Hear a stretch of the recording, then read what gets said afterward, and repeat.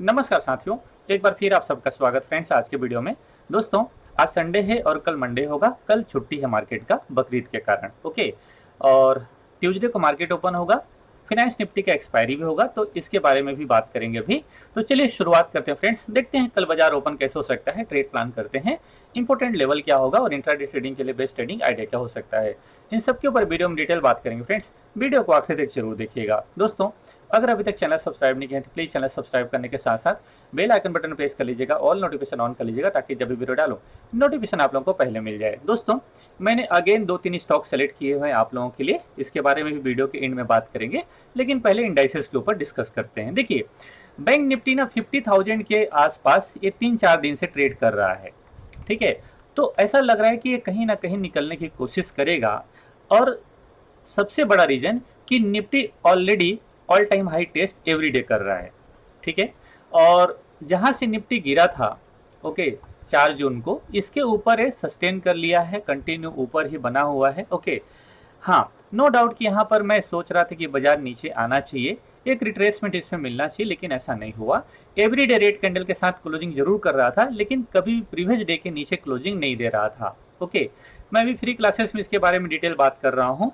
Every day इसके बारे में बताता हूँ लोगों को कि जब तक ये प्रीवियस डे के नीचे क्लोजिंग नहीं देगा, ये पोजिशनली शॉर्ट नहीं होगा या इधर आने की कोशिश नहीं करेगा, क्योंकि एवरी डे ऊपर से नीचे जरूर आता है। अगर आप इसका 5 मिनट का चार्ट देखेंगे तो रियलाइज होगा कि इंडाइसेस खुलता तो ऊपर है, ठीक है। मैंने यहाँ भी शॉर्ट का पोजीशन बनाया था और मैं बड़े क्वांटिटी के साथ पोजीशन बनाया था, ऊपर से नीचे आया, फिर इस रेंज में क्लोजिंग कर गया, ठीक है। पूरा दिन लास्ट डे बेसी हुआ, फास्ट नीचे आया, ठीक है। लाइव में ट्रेड करते उन लोगों को मैं बता रहा था कि इसी टाइप का सेटअप माफ करो, इस दिन जैसा कैंडल बना, इस दिन मैं इस टाइप का उम्मीद किया था कि फ्लो में नीचे चले जाएगा, गिरने के लिए परफेक्ट डे होगा, लेकिन ऐसा नहीं हुआ। लास्ट डे बेसी हुआ, नीचे आया, इस ईएमए का एवरेज लिया, ये 5 मिनट के चार्ट में 200 ईएमए सपोर्ट लिया और फिर ऊपर में जाके क्लोजिंग कर गया। एक दिन नीचे बॉटम में क्लोजिंग किया है, एक दिन ऊपर में टॉप में क्लोजिंग दिया है। तो ऐसा लग रहा है ना कि अपर साइड में और जाने की कोशिश करेगा, क्योंकि शॉर्ट तो हो नहीं रहा है। हाँ, नो डाउट कि अगर ऊपर खुलेगा तो मॉर्निंग में एक बार शॉर्ट करने का ट्रेड मिल जाएगा अपने को, और ट्रेड को हम लोग तब तक होल्ड कर सकते हैं। सपोज करो कि कल भी एक गैप अप खुलता है, तो जिस तरीके से ट्रेंड अभी चल रहा है, ठीक है, कि ऊपर से नीचे आ जाता है मार्केट, और केवल 2 दिन नहीं, पहले भी इसी तरीके से हुआ है कि बाजार ऊपर खुल रहा है, नीचे आ जा रहा है। जैसे यहाँ देखिए, ऊपर खुला, नीचे आ गया, राइट। यहाँ पर फ्लैट खुला था, ऊपर गया, ऊपर से नीचे आ गया। यहाँ थोड़ा पॉजिटिव खुला था, ऊपर गया और टॉप से नीचे आ गया। तो प्राइस क्या हो रहा है, ऊपर से नीचे जरूर आ रहा है। क्लोजिंग है आखिरी में, डे एंड में जरूर टॉप के आसपास दे रहा है पिछले दिन, ठीक है। या यूं कहें कि प्रीवियस डे के नीचे क्लोजिंग नहीं दे रहा है, तो एटलीस्ट थोड़ा पॉजिटिव तो जरूर है मार्केट, ठीक है। तो हमें थोड़ा सा हायर साइड के बारे में ही सोचना चाहिए।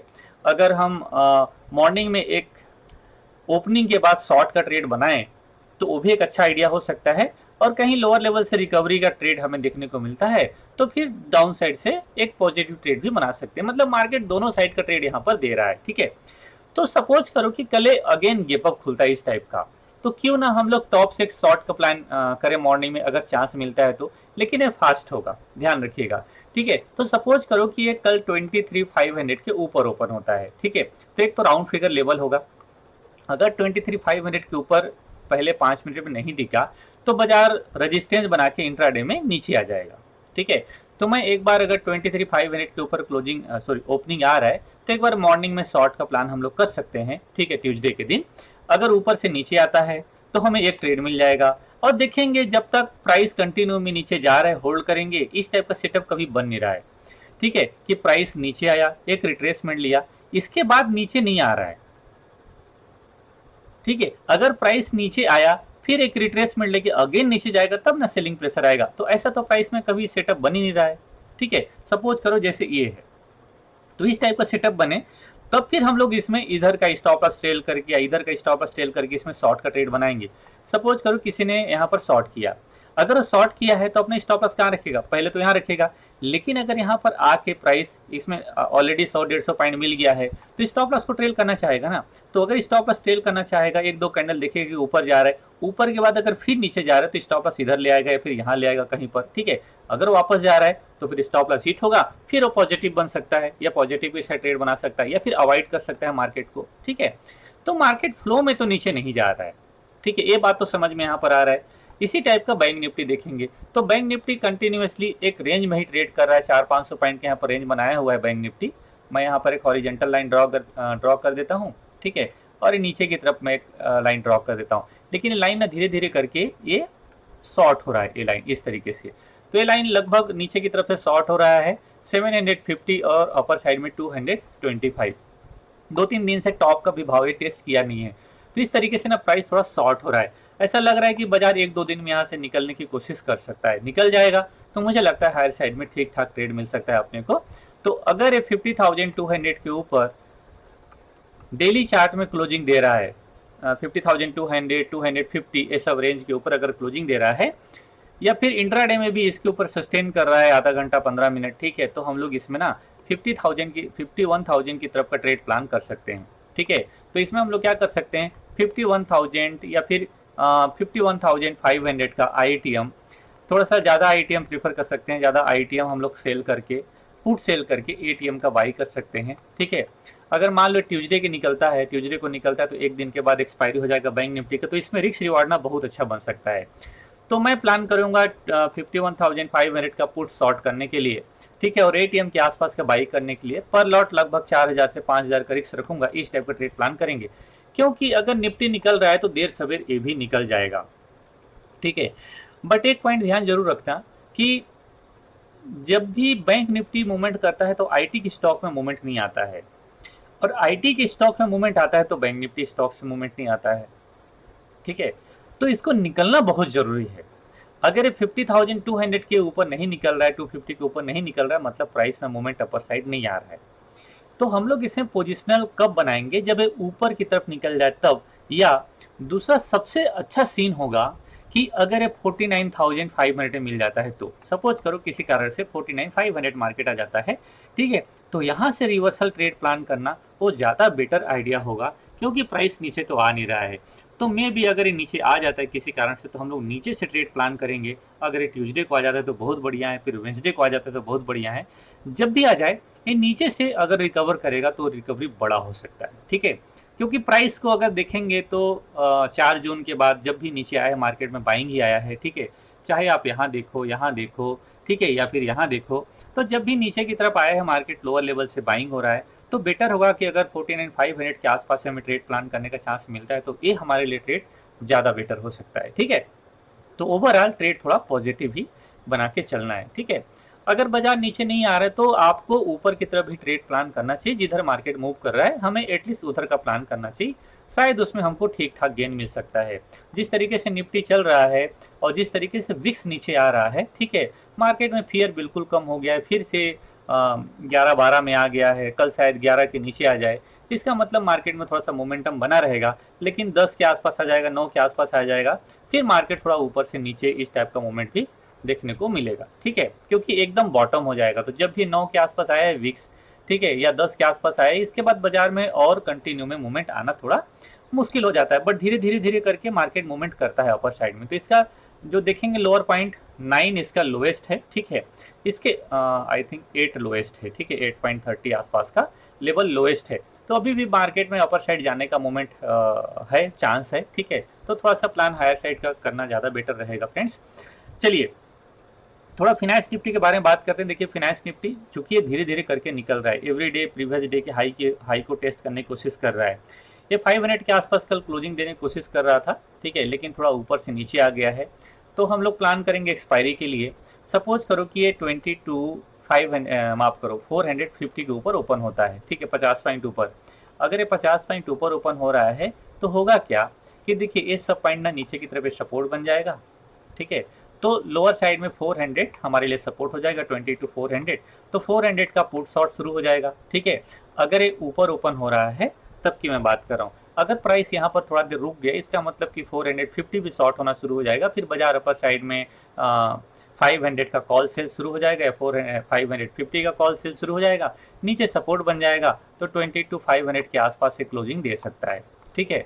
तो हम लोग 22,500 का आयरन बटरफ्लाई जैसा कुछ प्लान कर सकते हैं, ठीक है। अगर बाजार ऊपर की तरफ मूवमेंट कर रहा है तो पहले पुट शॉर्ट करेंगे, फिर ऊपर चला जाएगा तो कॉल सेल करके ट्रेड को बटरफ्लाई में फिक्स लॉस के साथ ट्रेड प्लान कर सकते हैं, ठीक है। इस टाइप का हमारा व्यू रहेगा फ्रेंड्स अपर साइड में।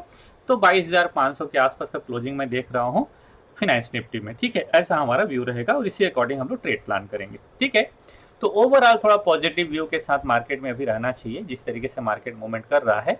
ओके, नो डाउट कि जहाँ से बाजार में गिरावट आया था इसी भाव के आसपास मार्केट पहुंच रहा है, तो एक बार रेजिस्टेंस बना सकता है, लेकिन निफ्टी कंटिन्यू ऊपर निकल गया है। ठीक है, और इस लेवल को ना बहुत स्ट्रॉन्ग कैंडल के साथ ब्रेकआउट किया था, तो इसके बाद फिर नीचे आया नहीं है निफ्टी। ठीक है, तो मुझे लगता है कि बैंक निफ्टी और फिनांस निफ्टी में भी अपर साइड का मूवमेंट हमें देखने को मिलना चाहिए आने वाले दिनों में। तो रहा फ्रेंड्स ये हमारा निफ्टी, बैंक निफ्टी और फिनांस निफ्टी के ऊपर मेरा व्यू। चलिए कुछ स्टॉक आपको शेयर करता हूँ मैं।